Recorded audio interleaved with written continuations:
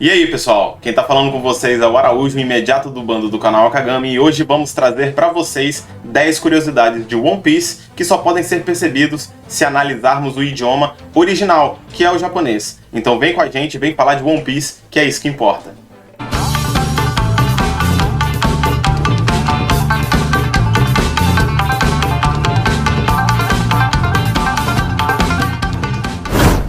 E a primeira curiosidade, nada mais justo, é justamente sobre Mugiwara no Luffy, né? O Luffy do Chapéu de Palha, o nosso protagonista. Essa alcunha dele, Mugiwara no Luffy, muita gente pensa que está dizendo Luffy do Chapéu de Palha, mas isso é meio que subentendido. Por quê? Vou explicar para vocês. Mugiwara significa palha de trigo. Para você dizer chapéu de palha em japonês, você tem que dizer Mugiwara no Boshi. Esse Boshi é o que representa a palavra chapéu em japonês. Inclusive, no próprio anime e no mangá, direto eles falam Mugiwara no Boshi. Mugiwara no Boshi Kozo, né? Esse Kozo é tipo o garoto, aquele moleque do chapéu de palha. Várias vezes eles falam isso. Mugiwara sozinho significa palha de trigo. Mugi significa trigo, é até o nome daquela menina que tem em Hunter x Hunter, uma que fica com o catarro saindo o tempo todo, que tá na saga da Quimera antes, que joga Shogi, se eu não me engano. E o nome dela significa trigo, Mugi. O outro nome é Wara. Wara significa palha. É até mesmo o nome da Akuma no Mi do Basil Hounds. Wara. Wara no Mi. Então, é a fruta da palha. Então, Mugiwara, palha de trigo. Então, se a gente pegar no literal, o nome do protagonista é Luffy da palha de trigo. Ah, agora eu entendi! Agora eu saquei! Mas no japonês isso meio que fica subentendido, que está falando a respeito do chapéu dele. Então a gente já pode concluir que a língua japonesa é muito mais pelo contexto e diz algumas coisas mais subentendidas do que a nossa. Então lembre-se, quando falar Mugiwara, eles não estão dizendo chapéu de palha. Mugiwara significa palha de trigo. Inclusive, se você escrever Mugiwara e colocar no Google Imagens, vai aparecer um monte de palha de trigo sem aparecer chapéu. Só a palha esticada, assim, sabe? Ali no armazém, etc. É basicamente isso. Então, a primeira curiosidade aí sobre o nosso protagonista.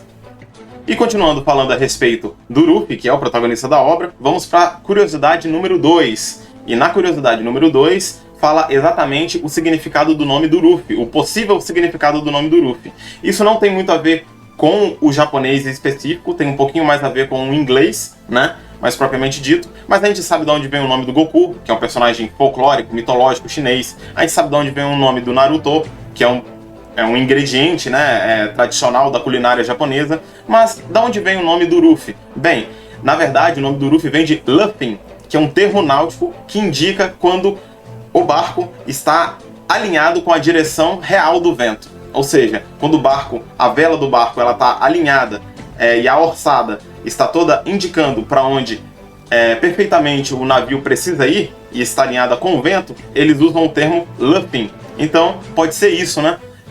O nosso protagonista, o que significa o nome dele é justamente aquele que faz o barco ir na direção certa do vento. Olha só que interessante, chega a ser um pouco poético, né? E é interessante porque ele vem de uma vila que é cheia de moinhos, né? Isso é mais interessante ainda, e guarda isso na sua cabeça. O Luffy vem de uma vila que tem muitos moinhos. Guarda isso que vai ser bem importante também mais pra frente. Mas vamos para a terceira curiosidade agora.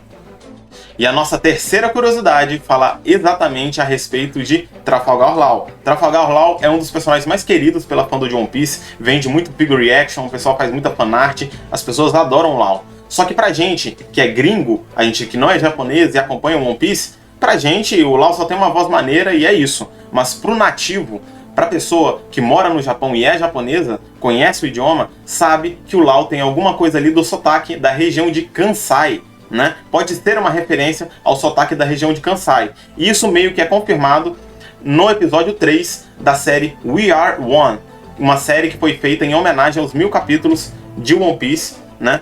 E você pode encontrar essa série se você quiser na OPEX, só coloca lá We Are One, episódio número 3. Você vai ver lá que tem a historinha de um menininho que representa o Law e de um cara que representa o Corazon. E esse menino, ele sai da região de Kansai e vai morar em outro local do Japão, e ele tem um sotaque muito puxado. Aí o pessoal ri da cara dele porque ele tem um sotaque diferente, mas o cara que representa o Corazon senta ao lado dele e tenta conversar com ele a respeito do sotaque dele, e tenta valorizar ele e tudo mais, e indica o One Piece pra ele ler também. É muito legal esse episódio, muito didático também, a gente aprende algumas coisas ali, é bem emocionante, e revela que talvez o Oda possa estar fazendo uma referência ao dialeto de Kansai, o Kansai-ben, né? O japonês chama assim, né? A principal cidade de Kansai é a cidade de Osaka, mas eu acredito que não seja uma referência às pessoas que moram em Osaka, e sim às pessoas que moram na região do interior de Kansai, né?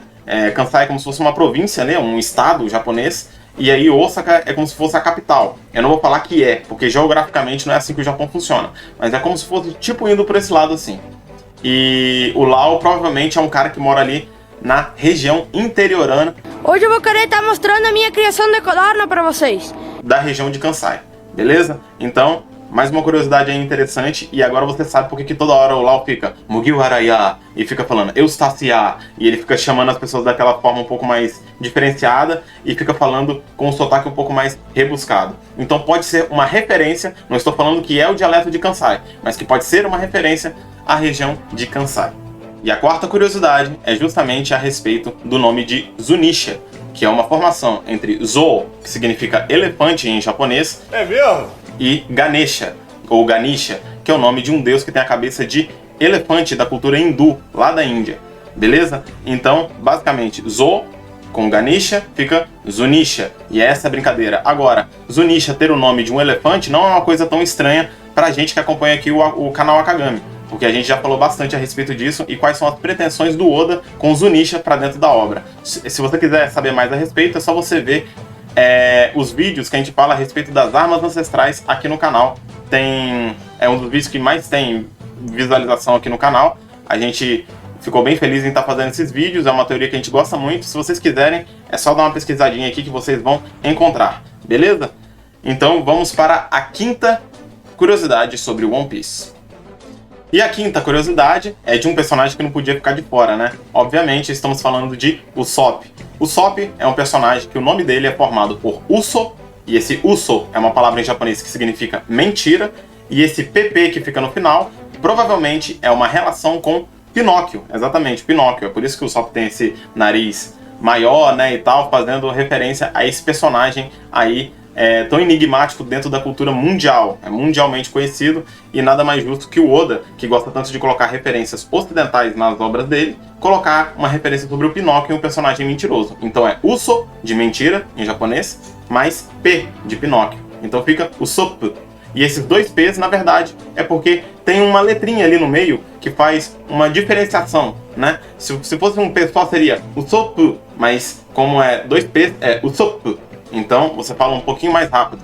Então, o motivo de terem dois P's quando as letras romanizadas aparecem, né, as nossas letras, aquele A, E, I, O, U, né, A, B, C, D, aparece, e aparece aqueles dois P's, não é porque o Oda falou, eu vou colocar dois P's porque tem um motivo aqui enigmático. Não, na verdade, é porque quando você está escrevendo em hiragana, você coloca um tsuzinho pequenininho, e isso faz, quando passa para as letras romanas, terem dois P's. Então não é nada demais, é só isso mesmo. Uso de mentira, P de Pinóquio, e é isso que significa o nome do Usopp.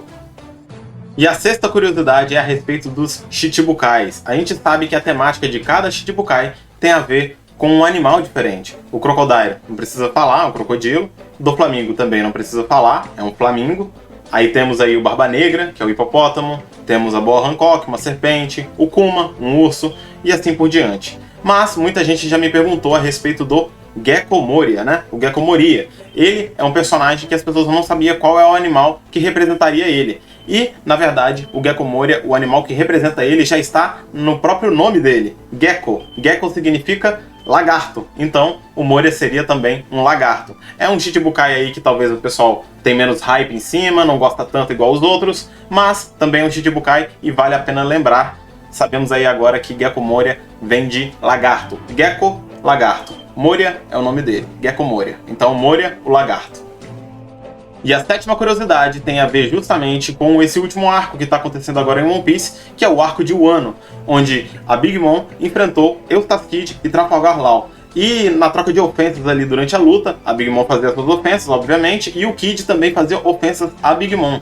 E durante as suas ofensas, ele falava, ali na tradução pra gente, ficava como velha coroca, o que causou alguma estranheza para algumas pessoas, já que esse lance de velha coroca fica meio Turma do Chaves, fica meio... uma coisa meio retrô, uma coisa meio antiquada para aquele tipo de personagem, que não é a proposta do personagem, obviamente. Então as pessoas já começaram a pensar, falou, o que o Kid tá falando de verdade lá no japonês? Ele tá falando uma coisa meio boba, meio macacos me mordam, velha coroca, pela mãe do guarda, uma coisa meio antiquada assim, meio retrô? Ou tá falando alguma coisa de fato, uma coisa ofensiva, como o Kid é? Porque o Kid, ele crucifica personagens, ele saqueia vilas, ele é um pirata mau e cruel, isso já foi falado várias vezes. E aí eles, se perguntando, será que o Kid fala mesmo isso? Mas, quando a gente foi consultar no japonês, no original, ele está falando kuso babá. E esse kuso significa algo como merda, droga, né?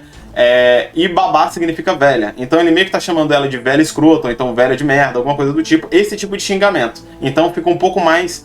combina um pouco mais com a característica do personagem em si. Basicamente isso.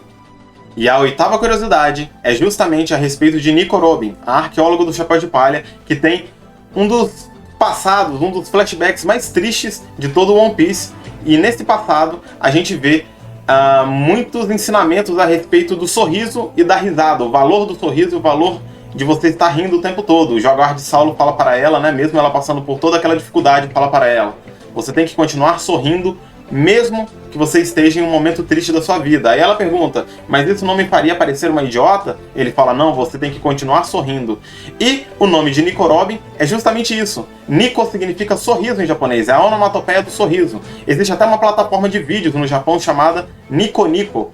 E quando a gente pensa por essa perspectiva, a gente percebe que na realidade o Oda pode ter feito uma brincadeira. Pegou a palavra Nico, que é a onomatopeia do sorriso, e colocou Robin. Então é a Robin que sorri, Ficaria mais ou menos assim, a Robin que sorri, a Robin que está sorrindo.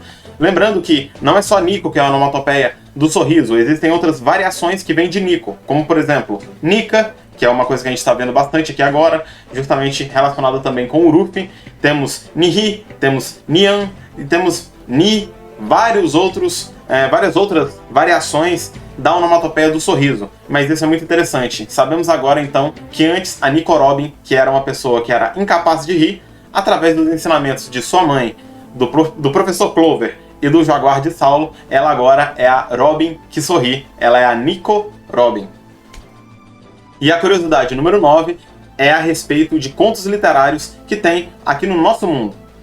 A respeito mais especificamente do conto de Don Quixote, em um episódio em específico, onde ele fica maluco, ele dá um surto de loucura e ele ataca moinhos. Ele pega sua lança, aponta para os moinhos e vai tentando dar um ataque ofensivo ali contra os moinhos, mas obviamente ele não consegue fazer nada contra esses moinhos porque ele está tendo ali literalmente um ataque, um surto de loucura.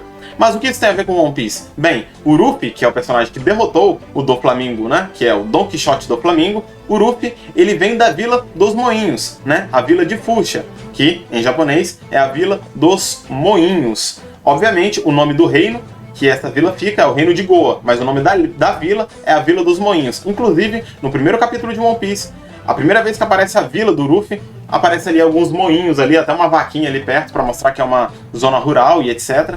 Mas é exatamente a mesma cena que tem algumas pinturas ali do local onde o Don Quixote ele está tentando atacar os moinhos ali, uma coisa bem rural, uma coisa bem do campo, Então é basicamente isso, é o Oda pegando uma coisa, referências de contos que estão na nossa realidade e colocando para dentro de One Piece e fazendo um ótimo serviço, mas nem todo mundo pega esse lance aí. No final de contas, em One Piece também, o Don Quixote do Flamengo foi derrotado mais uma vez pelos moinhos, só que dessa vez pelo garoto que vem da Vila dos Moinhos. E a 10ª curiosidade que a gente separou para vocês é a respeito de Akuma no Mi. Esse Mi, durante muito tempo, foi traduzido como fruta, a fruta do diabo, Akuma, diabo. Mi, fruta. Akuma no Mi, a fruta do diabo. Entretanto, esse Mi, se você analisar no idioma japonês, esse ideograma, ele passa muito mais no sentido de uma fruta pequenininha ou uma semente, do que propriamente dito uma fruta convencional, como banana, pera, maçã, melancia, maracujá. Não é isso. Para isso, tem uma outra palavra em japonês que é muito mais usada no cotidiano, chamado kudamono. Kudamono. Então, mi serve muito mais para você falar a respeito de uma semente. Será então que quando o Oda escreveu Akuma no Mi, ao invés dele querer dizer fruta do diabo, ele não estava querendo dizer a semente do diabo, e isso abriria muitas portas, novas portas, para a gente teorizar várias teorias agora com essa informação nova? Tá aí uma coisa muito importante que deixa escapar pra gente aqui do Ocidente, né? Tanto pessoas que falam inglês, espanhol, português, porque já vem a tradução pronta, a gente acaba não tendo essas nuances do idioma. Mas olha que interessante, se a gente olhar para esse termo, Akuma no Mi, com a perspectiva de que é semente do diabo, não dá para abrir aí novas oportunidades de novas teorias? Quem sabe, né? E é isso, pessoal. Essas foram as 10 curiosidades que a gente separou para vocês a respeito de One Piece. Curiosidades que tem a ver aí com o idioma. Vocês gostaram desse tipo de vídeo? Diz aí pra gente nos comentários. Então escreve, deixa aqui embaixo quais foram as curiosidades que vocês mais gostaram que a gente falou aqui nesse vídeo hoje, beleza? Deixa aí, essa daqui eu já sabia, olha, essa daqui é muito boa, poxa, essa daqui abre espaço pra gente teorizar uma nova informação, e etc. A gente vai gostar, a gente sempre lê todos os comentários, a gente sempre gosta de responder os comentários e acompanhar vocês de perto, porque a gente está aqui para poder debater de One Piece. Se você deixar o like, comentar, compartilhar o vídeo, se inscrever, você vai estar ajudando o canal a crescer. Então a gente agradece e muito. Obrigado por ter acompanhado mais um vídeo. E antes de ir embora, é óbvio que eu vou deixar aqui bem claro o bordão do nosso canal, né? One Piece não se lê, One Piece se estuda. Valeu, pessoal. Até o próximo vídeo.